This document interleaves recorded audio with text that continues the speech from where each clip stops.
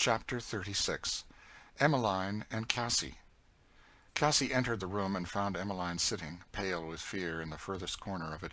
As she came in, the girl started up nervously, but on seeing who it was, rushed forward, and, catching her arm, said, "Oh, Cassie, is it you? I'm so glad you've come. I was afraid it was— Oh, you don't know what a horrid noise there has been downstairs all this evening." "I ought to know," said Cassie dryly. "I've heard it often enough." "Oh, Cassie, do tell me. Couldn't we get away from this place? I don't care where. Into the swamp among the snakes. Anywhere. Couldn't we get somewhere away from here?" "Nowhere but into our graves," said Cassie. "Did you ever try?" "I've seen enough of trying, and what comes of it," said Cassie. "I'd be willing to live in the swamps and gnaw the bark from trees. I ain't scared of snakes. I'd rather have one near me than him," said Emmeline eagerly. "There have been a good many here of my opinion," said Cassie. "But you couldn't stay in the swamps. You'd be tracked by the dogs, and brought back, and then—" "What would he do?" said the girl, looking with breathless interest into her face. "What wouldn't he do, you'd better ask," said Cassie. "He's learnt his trade well, among the pirates in the West Indies. You wouldn't sleep much if I should tell you things I've seen. Things that he tells of sometimes for good jokes. I've heard screams here that I haven't been able to get out of my head for weeks and weeks. There's a place way out down by the quarters where you can see a black blasted tree, and the ground all covered with black ashes. Ask anyone what was down there, and see what they will dare tell you." "Oh, what do you mean?" "I won't tell you. I hate to think of it. And I tell you, the Lord only knows what we may see tomorrow, if that poor fellow holds out as he's begun." "Horrid!" said Emmeline, every drop of blood receding from her cheeks. "Oh, Cassie, do tell me what I shall do." "What I've done. Do the best you can. Do what you must, and make it up in hating and cursing." "He wanted to make me drink some of his hateful brandy," said Emmeline, "and I hate it so." "You'd better drink," said Cassie. "I hated it, too, and now I can't live without it. One must have something. Things don't look so dreadful when you take that." "Mother used to tell me never to touch any such thing," said Emmeline. "Mother told you," said Cassie, with a thrilling and bitter emphasis on the word mother. "What use is it for mothers to say anything? You are all to be bought and paid for, and your souls belong to whoever gets you. That's the way it goes. I say, drink brandy, drink all you can, and it'll make things come easier." "Oh, Cassie, do pity me." "Pity you? Don't I? Haven't I a daughter? Lord knows where she is and who she is now, going the way her mother went, before her, I suppose, and that her children must go after her. There's no end to the curse, forever."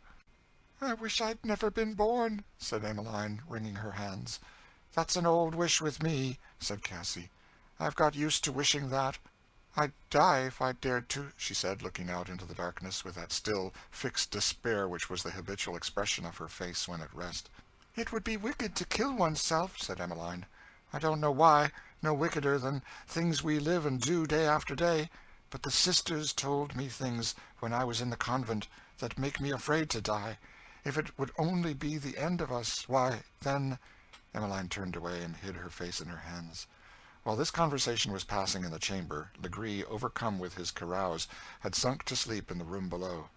Legree was not a habitual drunkard. His coarse, strong nature craved and could endure a continual stimulation that would have utterly wrecked and crazed a finer one. But a deep underlying spirit of cautiousness prevented his often yielding to appetite in such measure as to lose control of himself. This night, however, in his feverish efforts to banish from his mind those fearful elements of woe and remorse which woke within him, he had indulged more than common, so that, when he had discharged his sable attendance, he fell heavily on a settle in the room, and was sound asleep. Oh, how dares the bad soul to enter the shadowy world of sleep, that land whose dim outlines lie so fearfully near to the mystic scene of retribution? Legree dreamed. In his heavy and feverish sleep a veiled form stood beside him, and laid a cold, soft hand upon him. He thought he knew who it was, and shuddered with creeping horror, though the face was veiled. Then he thought he felt that hair twining round his fingers, and then that it slid smoothly round his neck, and tightened and tightened, and he could not draw his breath. And then he thought voices whispered to him, whispers that chilled him with horror. Then it seemed to him he was on the edge of a frightful abyss, holding on and struggling in mortal fear, while dark hands stretched up and were pulling him over. And Cassie came behind him laughing, and pushed him, and then rose up that solemn veiled figure and drew aside the veil. It was his mother, and she turned away from him, and he fell down, down, down, amid a confused noise of shrieks and groans and shouts of demon laughter, and Legree awoke. Calmly the rosy hue of dawn was stealing into the room.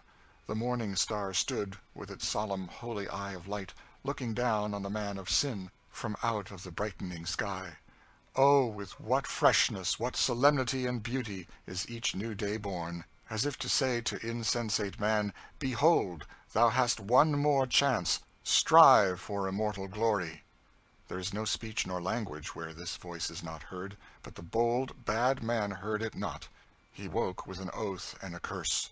What to him was the gold and purple, the daily miracle of morning? What to him the sanctity of the star which the Son of God has hallowed as his own emblem? Brute-like he saw without perceiving, and, stumbling forward, poured out a tumbler of brandy, and drank half of it. "I've had of a night," he said to Cassie, who just then entered from an opposite door. "You'll get plenty of the same sort by and by," said she dryly. "What do you mean, you minx?" "You'll find out one of these days," returned Cassie in the same tone. "Now, Simon, I've one piece of advice to give you." "The devil you have!"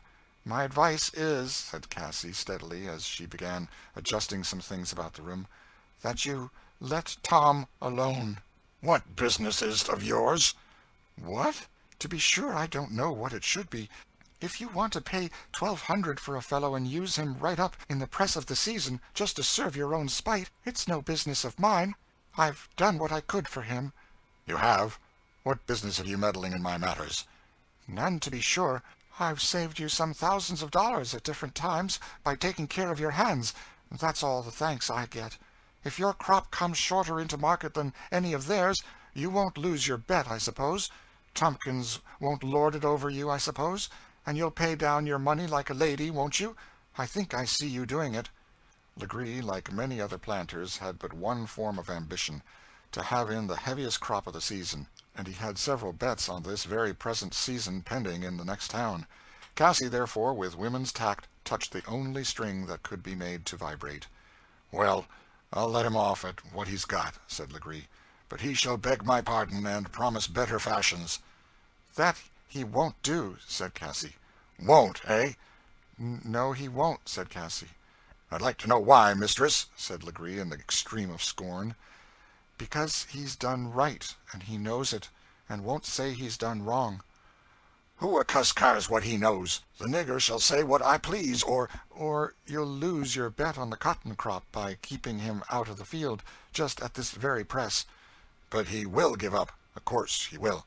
Don't I know what niggers is? He'll beg like a dog, this morning." "He won't, Simon. You don't know this kind.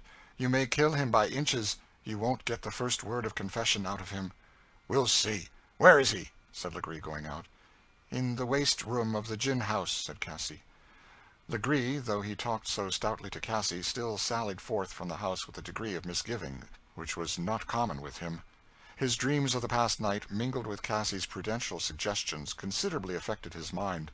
He resolved that nobody should be witness of his encounter with Tom, and determined, if he could not subdue him by bullying, to defer his vengeance to be wreaked in a more convenient season.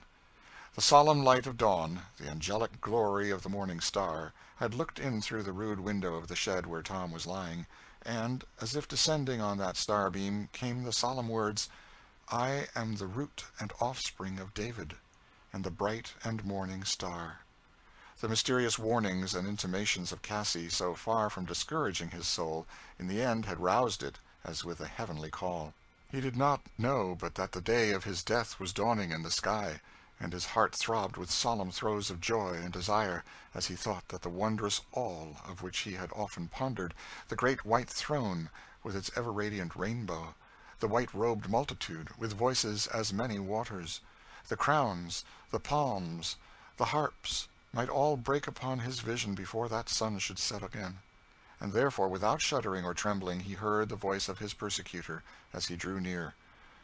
"Well, my boy," said Legree, with a contemptuous kick, "how do you find yourself?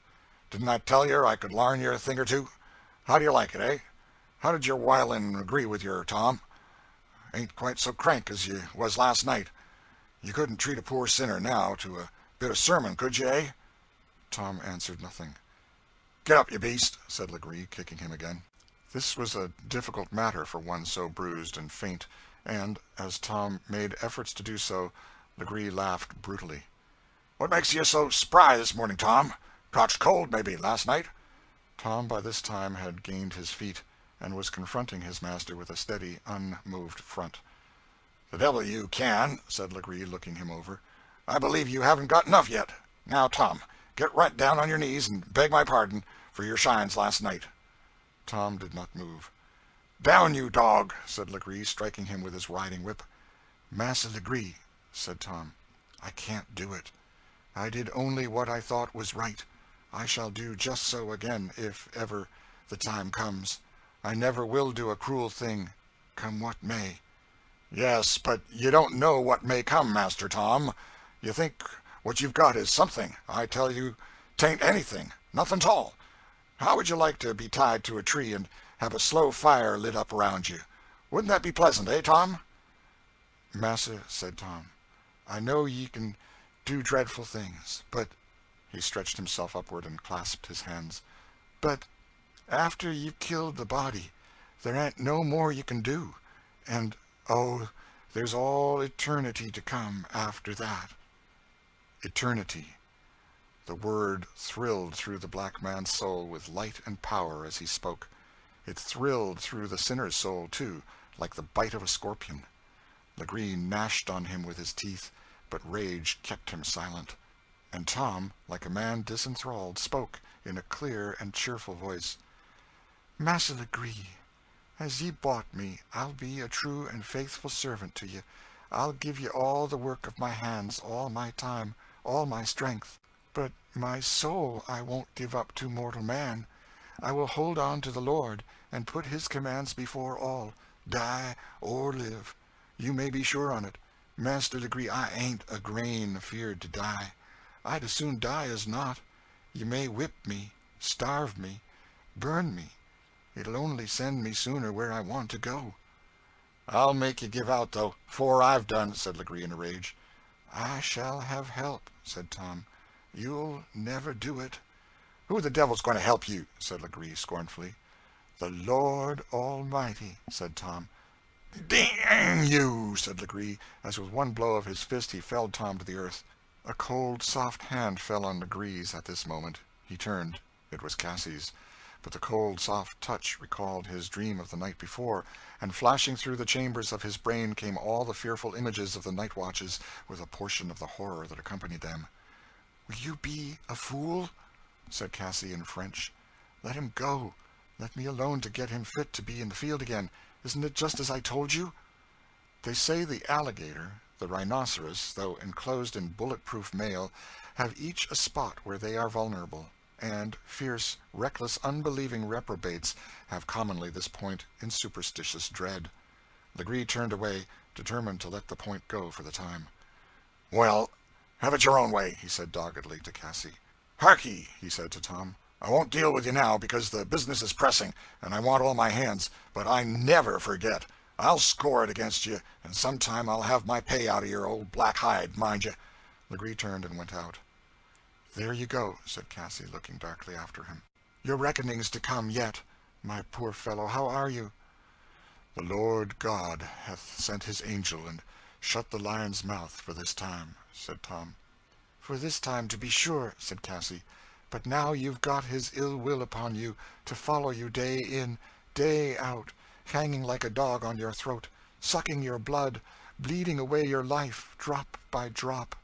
I know the man.